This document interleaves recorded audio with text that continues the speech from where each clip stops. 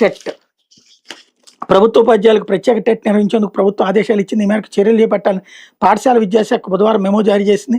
In service ఉపాధ్యాయులు తప్పనిసరిగా TET ఉత్తీర్ణత సాధించాలని గత ఏడాది సుప్రీంకోర్టు ఇచ్చిన ఉత్తర్వులను ఉపాధ్యాయులు వ్యతిరేకిస్తున్నారు. దీని మీద రివ్యూ పిటిషన్ వేయాలని పార్లమెంట్లో చట్టం చేయించాలని కోరుతున్న చంద్రబాబు సర్కార్ పట్టించుకోలేదు. మంగళవారం ప్రభుత్వం ఉపాధ్యాయులు మాజీ ముఖ్యమంత్రి వైఎస్ఆర్సీపీ అధ్యక్షుడు వైఎస్ జగన్మోహన్ రెడ్డికి వెళ్తే తమకు న్యాయం చేయాలని కోరగా ఆయన సానుకూలంగా స్పందించారు.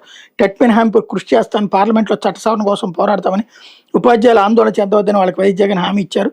అంతేగాక ఇన్ సర్వీస్ టెట్పై ఉపాధ్యాయుల ఆందోళన ఎందుకు పట్టించుకోవడం లేదని బుధవారం సీఎం చంద్రబాబుని ఎక్స్ వేదికగా నిలదీశారు. వైఎస్ జగన్ ఎక్స్లో పోస్ట్ చేసిన 2 గంటల్లోనే ప్రభుత్వం ప్రత్యేక టెట్కి ఉత్తర్వులు ఇవ్వడం గమనార్హం అన్నటువంటి వార్తని హైలైట్ చేశారు. ఇకపోతే ఆంధ్రజ్యోతి పేద విద్యార్థికి అండ 10% డైట్ ఛార్జీలు పెంపు సీఎం 2వ త్రైమాసికం నుంచి అమలు నిధులు లేవు వచ్చేడాది ఇద్దామన్న ఒప్పుకొని సీఎం ఇవ్వాల్సిందే స్పష్టీకరణ. హాస్టల్ కాదు గురుకులాలను నిర్మిద్దాం.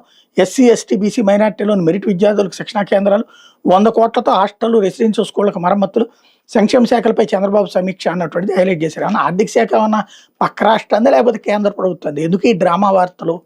బేసిక్గా ఆర్థిక శాఖ ఇవ్వనంటే అధికారిని తీసి అవతల పడేయాలి. ముఖ్యమంత్రి చెప్పినా కూడా ఇవ్వనంటే, అంతేగాని వాళ్ళు ఇవ్వనన్నారంట, బాబు గారు ఇప్పించారట. ఏంటి ఇట్లాంటి పనికిమాలిన వార్తలు రాసుకోవడం?